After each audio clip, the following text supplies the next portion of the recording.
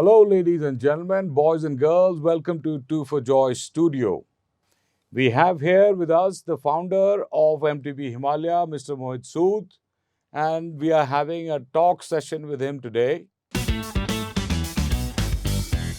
So, Mohit bhai, how are you feeling today on Two for Joy Studio? Very good to be here. Thank you so much.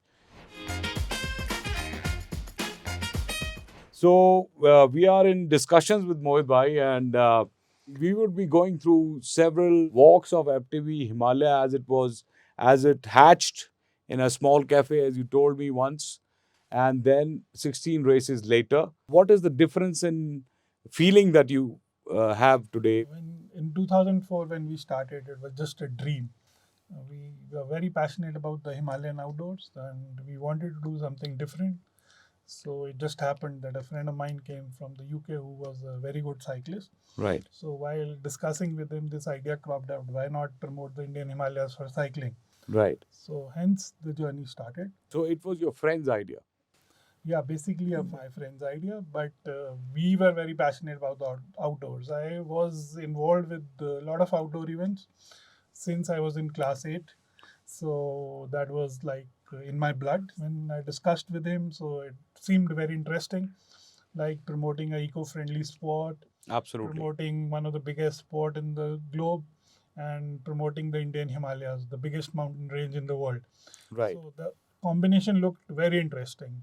Absolutely. So 16 years down the line, I would say like yeah, dreams do become possible if you pursue it with passion and Right. hard work. Right. Right. And it's been a incredible journey. I would say a lot of lives we have touched have changed.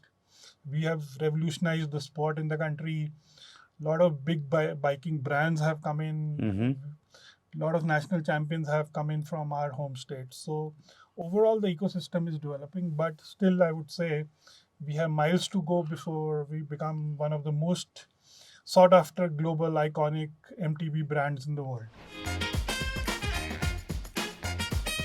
The lives of how many people have you transformed, I would say, in last 16 years? And may that be spectators, may that be the participants or people involved in the event, making it a success. We haven't calculated how many lives we have transformed, but I'll give you a ballpark figure. Yeah. While roaming around the streets of Simla, also, as you must have experienced, there are, I think, more than 1,000 cyclists now actively involved in cycling in Simla. On a regular basis. Regular basis. And there are more than 5,000 cycles now in Simla households. That's a big number. Yeah. When we started in 2004, Mm-hmm. we couldn't find anybody from Simla. We just had one participant from Himachal, from Manali. My goodness. And from all across the country, we just had 5 people. That was the state of affairs. That was the state of affairs for this sport in the country. Right. But over the years, a lot of people have taken this up. A lot of clubs have mushroomed. If you go to Delhi, you go to Pune, you go to Goa, a lot of mountain biking clubs have, cycling clubs have come Evolved. up. Yeah, evolved over a period of time. And for them, doing MTB Himalaya is an aspirational event. Aspirational sport, ladies and gentlemen. I've seen it from my eyes. If you travel across the country, you meet cyclists. So if you tell them, okay, you are from Simla, oh, you heard about MTB Himalaya, then we tell them, no, we organized that event. Yeah. So, oh, that's Wonderful. That's my dream to do it.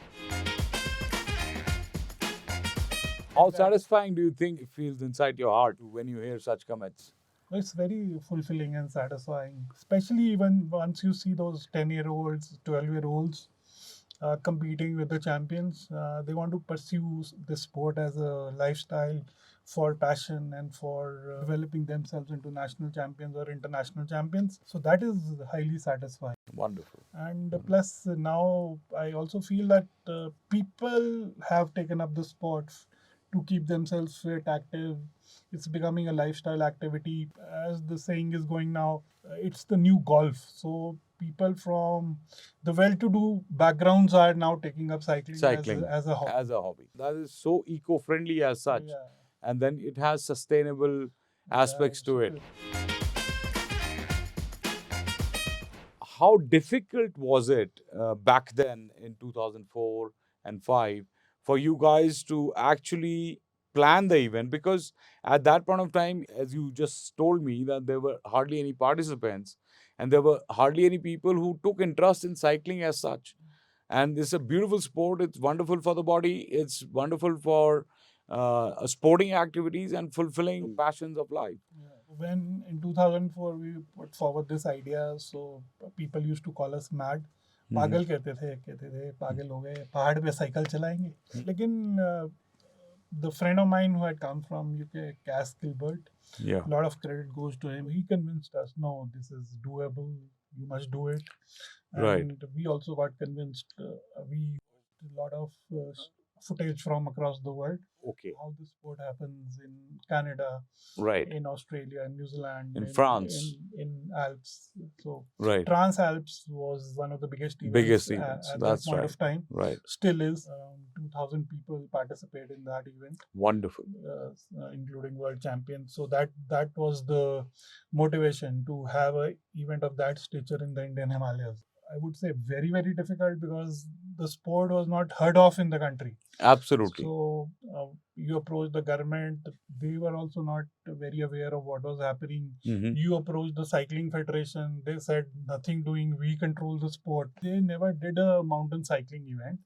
Uh-huh. So they were basically confined on roads and in velodrome cycling. Right. So this is a different aspect of cycling. Yeah. So Adventure.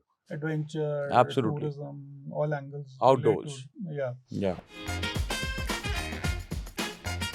We were discussing about your challenges that you faced during, the initial phases of the event.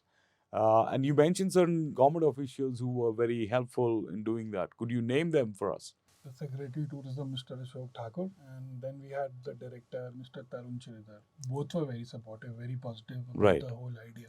Right. But the rest of the ecosystem was totally against it. But due to the commitment of the team, I would say the sheer passion and sheer, we wanted to do it. So Right. We were very... Make it happen. Make it happen. So we wanted to do it actually, come whatever. Mhm. So that is how it took shape. Right. We took on a lot of people for that.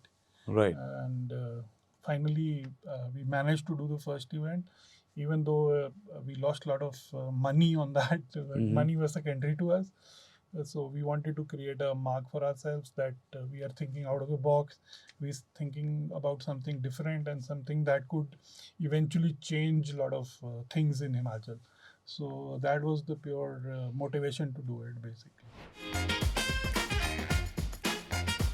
So basically, when the event happens, can you give us a brief snapshot of the event that happens and how it initiates in Simla and then goes up till Manali, and then the ways you take, and a little bit of the information? The Because first there event- might be people who might not know this information. When we started, the first event was in 2005. So the route we decided was from Simla to Manali. Mhm. We did a lot of homework for that. It was not the main road, so we took a lot of off-road and jeep tracks and Right. trails all put together, stitched together. Right. And then we made a route through the beautiful parts of Himachal, like Beautiful.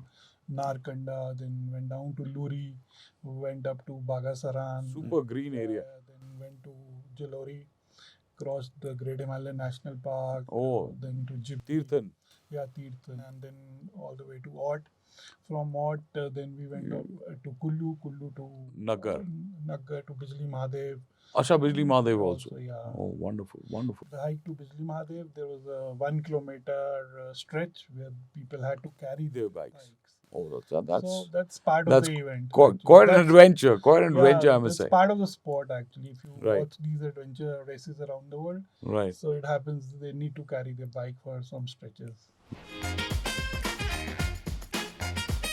So going ahead, apart from the event that is there, so what do the participants get in the evening? Do you plan activities alongside? Every day they are put up in a specially set up camping village where we have provision for local culture, local food is served. Oh, local culture as well. So you have some dancers as well, or dance troops and all. We try to create a memorable time for them because it's very hard on the saddle. absolutely, on absolutely. those So trails. they have to. Relax them. Then we have recoup systems also now. Hmm. So we have people coming in for massages. Oh, that's very good. Yeah, Especially the we have, calf yeah, muscle. yeah, we have physiotherapist and Oh, that's we, good. therapy And set. what about doctors? Do you have Doctors, on yeah, board? yeah, government is totally part of it. So All right. their health infrastructure is also taken along with this. Oh, that's But wonderful. we hire our own doctors also as well. So the safety is pretty networked.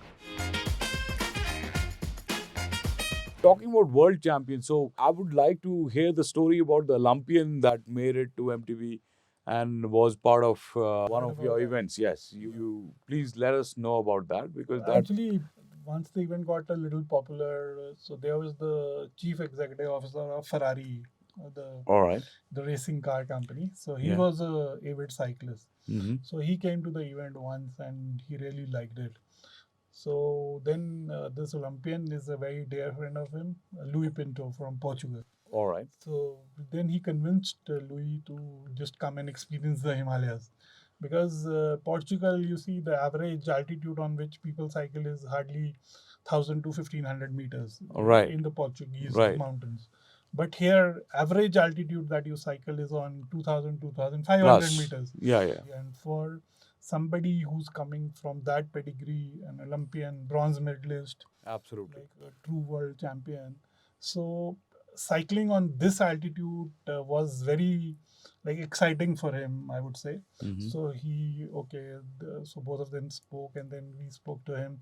So he was quite convinced, okay, Himalayas, yeah, I heard about that. Yeah. Never got an opportunity to come. To really experience them. Yeah, so he got excited. So very good, and it was wonderful to host him here. Right. It was just personal contact Uh-huh. that he came here. That's So it that's was, so nice yeah, actually. and he had high things to speak about the event as well as the infrastructure here.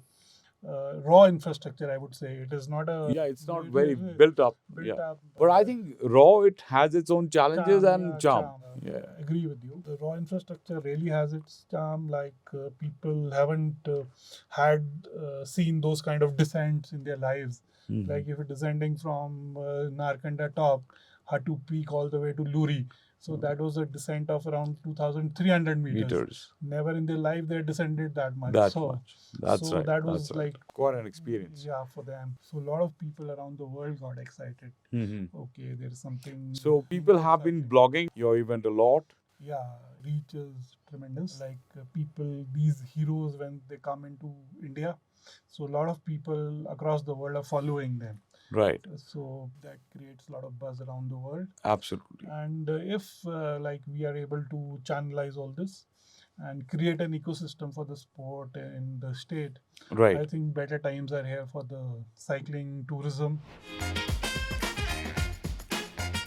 That brings me to the tourism angle. I wanted to actually ask you. Yeah. Sustainable tourism is embedded in the Himachal tourism policy. Yeah.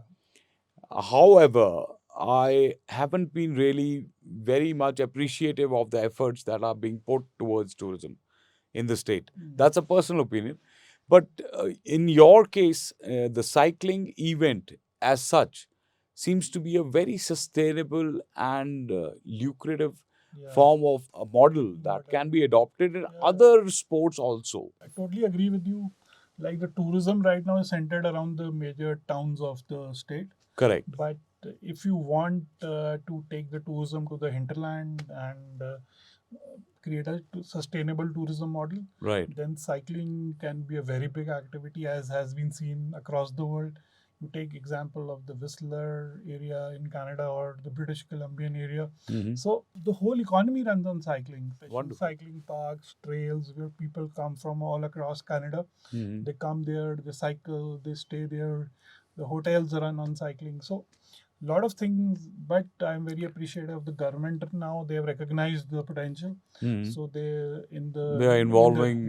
in the new project of the Asian Development Bank, Mhm. they are putting up 200-kilometer trail network in the state. That's very That would interesting. be a big thing for the state and the first state to do it, and internationally it would be a big selling idea. Absolutely. I agree. Totally agree. And as far as it is helping local communities, it's helping tourism, it's helping responsible tourism. All three aspects are being covered. The tourism to the hinterlands, the community benefits. Absolutely. And cycling is zero emissions. And a cyclist spends the highest per capita spending that happens for a tourist. If you compare it with motor tourist or you compare it with any other form of tourist, a cycling tourist spends the most. That has been quantified from studies across the world. Right. And if those economies come into practice in Himachal, Right. I think a lot of good things will happen. Thinking a little ahead, would you be only focused on cycling? Would there be a chance of other sports coming into your perspective? Because the passion that you have for the event and has grown over the years, would you want to be associated with something like, let's say, water rafting or maybe any other sport? All sports are welcome for me. Right. But right now I'm too caught up With in this cycling. things. Like the trails also need to identify those trails. And plus a lot of young children in cycling are also now associated with us. Right. So we are grooming them, we are looking after their needs, giving them specialized coaching so that they can compete at the highest level. So Right. these projects take up a lot of your time. Mhm. So, and whatever we want to do, we want to do it with passion and with full heart and give it 100%. Obviously, So obviously. I don't want to like dilute and get into too many things where I'm not able to do justice to my core, my heart. Core, yeah, your heart. I hope your wife didn't hear that.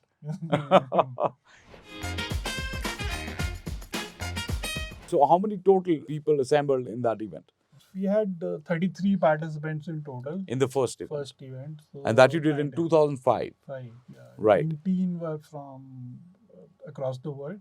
And we had a team from Indian Army, 8-member team, and rest were 6 people from across the country. Uh-huh. So 8, 6, 14, and 19, 33. 33. Okay, so So- 33 was the number. So Right. uh, basically, very happy that 33 people we could manage, and a lot of them from across the globe. Right. So the message that we wanted to give was that only. Uh-huh.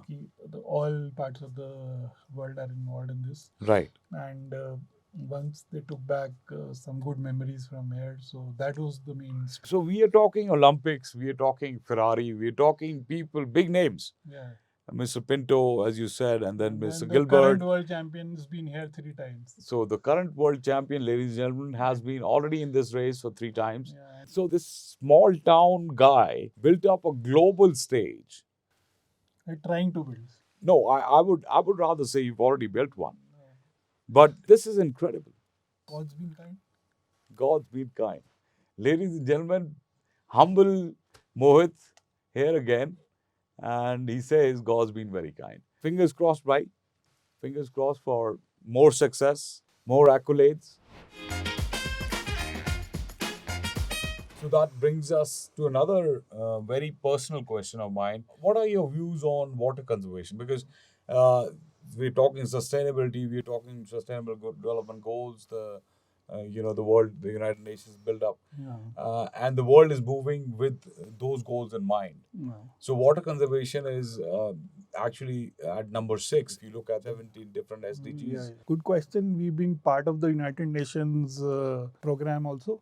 So, along with the event, a very interesting aspect that we do is we have a team of volunteers from across the globe who come and go to different schools and to community centers along the race route. They educate the young people on conservation of water, conservation of environment, how to Wonderful. reduce plastic waste. That is program is called Mission Smile. You can see it on our YouTube channel, and Why not? Why not? Yeah. and we also print literature on that.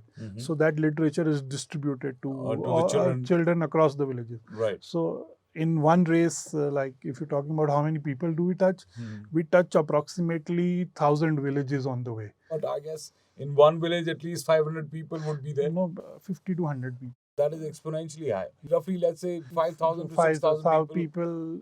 Every year we are Every year planning you'll be to touching. touching. Yeah. that to the level of local communities. Yeah, Apart local. from the global Apart, entourage that yeah, comes in. yeah. And we have had volunteers for this program Mhm. from across the world. People from Spain coming in, Portugal coming in, Wonderful. being part of this, and Wonderful. and they've written highly about this program also.